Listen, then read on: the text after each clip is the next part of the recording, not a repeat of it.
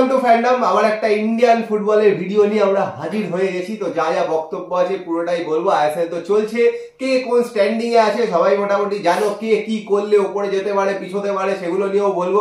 পরপর কিন্তু দুদিন দুই প্রধানের খেলা আছে, কালকে ইস্ট বেঙ্গলের, পরশুদিন মোহনবাগানের। মোহনবাগানেরটা কিন্তু হোম ম্যাচ, সেগুলোই কিন্তু টেবিলে অনেক কিছু চেঞ্জেস হতে পারে যদি ঠিকঠাক খেলতে পারে দুই প্রধান, সেগুলো নিয়েও কথাবার্তা আছে। তাছাড়া ইন্ডিয়ান ফুটবলে যা যা চলছে, যদি কারো ইনজুরিজ আছে কিনা কারো, সেগুলো নিয়েও যা যা তোমাদের ডাউটস আছে সব ক্লিয়ার করে দেবো। তো সবার আগে যে কথাটা, এখনো যারা সাবস্ক্রাইব করেনি অবশ্যই করে দিও, আর বেল আইকনটা টিং টং করে অল অপশনটা প্রেস করে দিও রেগুলার নোটিফিকেশন পাওয়ার জন্য। আর আমাদের ফেসবুক আর ইনস্টাগ্রাম পেজটাও অবশ্যই ফলো করে নাও, ডেসক্রিপশনে লিংক দেওয়া আছে। তো পুজোর থেকে প্রথমে শুনে নাও। তো প্রথমেই ভারতীয় ফুটবলের কিছু আপডেট দিয়ে দিই। তো প্রথমেই বলি সন্তোষ ট্রফির কথা। তো আজকে সন্তোষ ট্রফির কিন্তু তিনটে খেলা রয়েছে। একটা হচ্ছে আসাম ভার্সেস সার্ভিসেস, একটা হচ্ছে কেরালা ভার্সেস অরুণাচল প্রদেশ, একটা হচ্ছে মেঘালয় ভার্সেস গোয়া। তো এর মধ্যে যখন ভিডিওটা বানাচ্ছি অলরেডি আসাম ভার্সেস সার্ভিসেস খেলা কিন্তু শেষ হয়ে গেছে এবং সার্ভিসেস সেটা 2-0 বলে জিতে কিন্তু ওদের গ্রুপের টপে রয়েছে এই মুহূর্তে। এবং তার সাথে বলে রাখি, Reliance foundation developmental league east zone এটা কিন্তু শুরু হচ্ছে 2 মার্চ থেকে। আর এই টুর্নামেন্টের ফিক্সচারটা পোস্ট করা রয়েছে আমাদের ফেসবুক এবং ইনস্টাগ্রাম পেজে, তো সেখান থেকে দেখে নাও, এবং ইউটিউব কমিউনিটিতেও দেওয়া রয়েছে। তো এখানে যারা যারা ইস্ট জোনে পার্টিসিপেট করছে তাদের নামগুলো একটু বলে দিচ্ছি। ওড়িশা, জামশেদপুর, অ্যাডামাস ইউনাইটেড, ইস্ট বেঙ্গল, মোহনবাগান, কালীঘাট মিলন সংঘ, মোহামেডান স্পোর্টিং, ইউনাইটেড স্পোর্টস। তো এই 8টা টিম কিন্তু পার্টিসিপেট করছে। তো এদের মধ্যে লড়াই হবে। এখান থেকে কিন্তু যে কোনো দুটো টিম যাবে হচ্ছে ন্যাশনাল চ্যাম্পিয়নশিপে, তারপরে ন্যাশনাল ফাইনাল। তো সেইভাবে হবে। আর যে জানো টপ হয় সে কিন্তু বিদেশে যে কোনো একটা টুর্নামেন্টে খেলার সুযোগ পায়। আর এটা আন্ডার 21 টুর্নামেন্ট এবং 3 জন আন্ডার 23 প্লেয়ারকে কিন্তু রেজিস্টার করানো যাবে।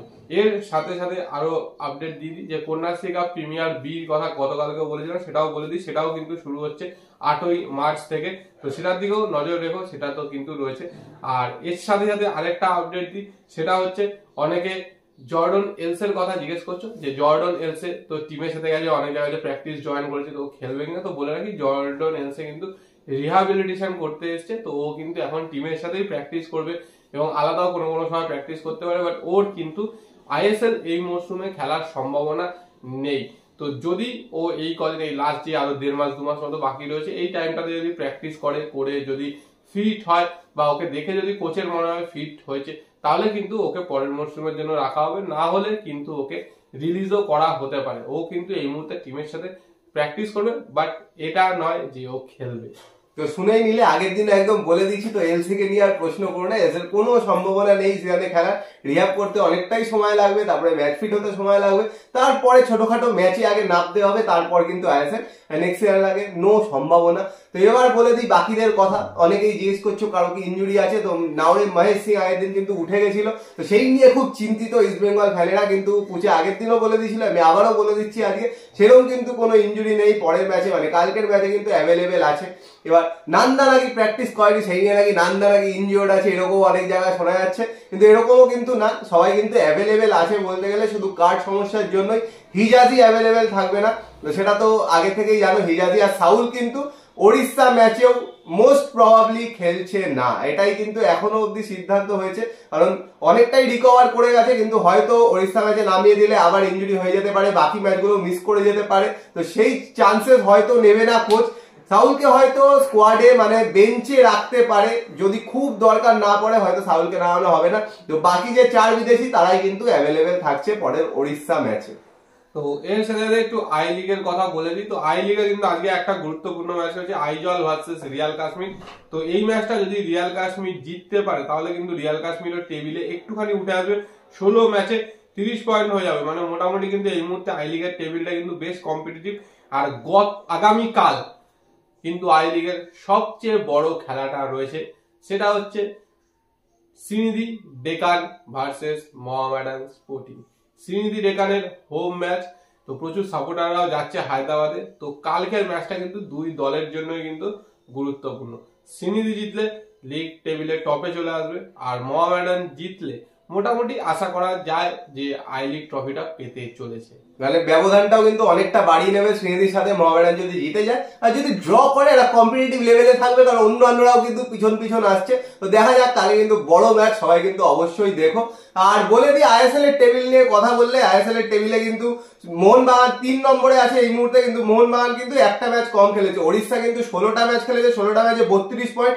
মুম্বাইয়ের 15টা ম্যাচে 31 পয়েন্ট, মোহনবাগানের 15টা ম্যাচে 30 পয়েন্ট। তো সেই জায়গা থেকে মোহনবাগানের কিন্তু পরের ম্যাচটা জামশেদপুরের সাথে জিতলে কিন্তু 16 ম্যাচে 33 পয়েন্ট হয়ে যাবে।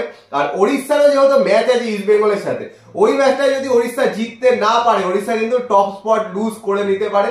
আর ইস্ট বেঙ্গল যদি ওড়িশার এগেন্স্টে জিততে পারে, মানে খুবই কঠিন হবে ব্যাপারটা, কারণ প্লেয়ার নেই, হিজাজি নেই, খুবই কঠিন ব্যাপার। কিন্তু তবুও যদি ইস্ট বেঙ্গল ওড়িশার সাথে জিততে পারে, ইস্ট বেঙ্গল কিন্তু 6-এ ঢুকতে পারে। কিন্তু 6-এ ঢোকার কিছুদিন পরেই আবার হয়তো বেরিয়ে যাবে, কারণ তারপরেই নর্থ ইস্টের কিন্তু হায়দ্রাবাদের সাথে ম্যাচ আছে। এইরকমই কিন্তু এখন কম্পিটিটিভ জায়গায় চলছে টপ স্পটের জন্য আর 6th স্পটের জন্য। কারণ মাঝখানে 4টে পয়েন্ট টপ 5-এ যারা আছে তাদের মধ্যেই কেউ না কেউ পাবে। তো সেখানের জন্য হচ্ছে না সেরকম কিছু। টপ স্পটের জন্য আর 6th স্পটের জন্য কিন্তু একদম টান উত্তেজনাপূর্ণ লড়াই চলছে। তো তোমাদের কি মনে হচ্ছে নেক্সট দুটো ম্যাচ, একটা হলো ইস্ট বেঙ্গলের ওড়িশার সাথে, আর একটা হলো মোহনবাগানের কিন্তু জামশেদপুরের সাথে, এই দুটো ম্যাচের রেজাল্ট কি মনে হচ্ছে, কি হতে পারে সেটা অবশ্যই কমেন্ট করে জানিও। তার সাথে আরো একটা আপডেট দিয়ে দিই যে গতকালকে কিন্তু ইন্ডিয়ান ওমেন্স টিমের টার্কিশ ওমেন্স কাপের ফাইনাল মানে লাস্ট ম্যাচ ছিল। আর সেটা কিন্তু ইন্ডিয়া ওমেন্স টিম কোসোভোর কাছে 1-0 গোলে, ইনজুরি টাইমের গোলে কিন্তু হেরে গেছে। হেরে যাওয়ার ফলে কিন্তু টার্কিশ ওমেন্স কাপে রানার্স হয়েছে, আর কোসোভো কিন্তু চ্যাম্পিয়ন হয়েছে সবকটা ম্যাচ জিতে।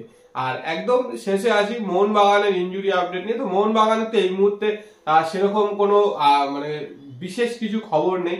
হুগো আপাতত আনরেজিস্টারই আছে, তা জনি কাউকো রয়েছে। বাট হামিলের ইনজুরিটা কিন্তু একটু কনসার্ন আমাদের কাছে যতদূর খবর। হামিল কিন্তু এখনো পুরোপুরি ফুল দমে কিন্তু প্র্যাকটিস করছে না, সেটা নিয়ে একটু চিন্তার বিষয় তো অবশ্যই রয়েছে। তবে যেটা বলে রাখি, আইএসএল স্কোয়াড থেকে বেশ কিছু প্লেয়ারকে কিন্তু ডেভেলপমেন্টাল লিগের জন্য কিন্তু রেজিস্টার করানো হয়েছে মোহনবাগান, যেমন ফারদিন আলী মোল্লা, ইনজন সিং, এদেরকে কিন্তু রেজিস্টার করানো হয়েছে। আর হামিলকে নিয়ে কি সিদ্ধান্ত নেয় বা হামিলের চোট কতটা গুরুতর সেটা দেখা যাক। তবে যতদূর সম্ভব খুব একটা কিছুটা হয়তো আরো একটা ম্যাচ বা ম্যাক্সিমাম হয়তো দুটো ম্যাচ ওকে রেস্ট দিতেই পারে, তারপরে হয়তো ওকে কিন্তু অ্যাভেলেবেল হয়ে যেতে পারে।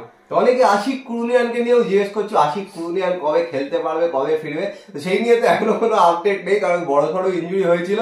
হয়তো ফিরবে নেক্সট সিজনেই, হয়তো ফিরবে, এই সিজনে মানে কোনো চান্সেস নেই বললেই চলে। তো দেখা যাক। এখনো আশিক কুরুনিয়ান কিন্তু শুধু মোহনবাগান না, ন্যাশনাল টিমের জন্য খুব ইম্পর্টেন্ট। কিন্তু সাইড লাইন হয়ে গিয়ে কিন্তু মোহনবাগানেরও প্রচুর অসুবিধা হয়েছে, আর ন্যাশনাল টিমের অসুবিধা তো হয়েইছে, বাড়ির থেকে কিন্তু মেন প্লেয়ারটা বেরিয়ে গেছে। তো কুরুনিয়ান যেরকম বললাম হয়তো নেক্সট সিজনেই ফিরবে, এই সিজনে কিন্তু সেরকম কোনো চান্সেস নেই। তো যা আপডেট আমাদের কাছে ছিল পুরোপুরি তোমার সাথে শেয়ার করে দিলাম। যে টেবিলে কি চলছে, আই লিগের সবচেয়ে বড় ম্যাচটা, সেটার দিকে কিন্তু অবশ্যই নজর রেখো, কারণ ওটার উপরেই কিন্তু ডিপেন্ড করছে মোহামেডান পরের সিজনে আইএসএল আসছে কি আসছে না। তারপরেও যদিও অনেক ম্যাচ আছে। আর বাকি যেগুলো বললাম, কি মনে হচ্ছে পরের দুটো ম্যাচে কি রেজাল্ট হতে পারে, ওড়িশার এগেইনস্টে টাফ কম্পিটিশন ইস্ট বেঙ্গলের, সেটা কি ওভারকাম করতে পারবে, কি মনে হচ্ছে তোমাদের? আর মোহনবাগান ভার্সেস জামশেদপুর, ওটা জিতলে কিন্তু টপ স্পটটা পেয়ে যেতে পারে। উল্টো দিকে যদি ওড়িশা ইস্ট বেঙ্গলের কাছে হারে বা ড্র করে, তো অনেক কিছুই অনেকের উপর অনেক কিছু ডিপেন্ড করছে। সেইগুলো নিয়ে কি বক্তব্য কমেন্ট বক্সে কমেন্ট করে জানিও। আর ভিডিওটা পছন্দ হলে লাইক করে দিও, শেয়ার করে দিও, চ্যানেলটা অবশ্যই সাবস্ক্রাইব করে দিও, আর বেল আইকনটা টিং টং করে দাও রেগুলার নোটিফিকেশন পাওয়ার জন্য। তো চলো এখনের জন্য টাটা।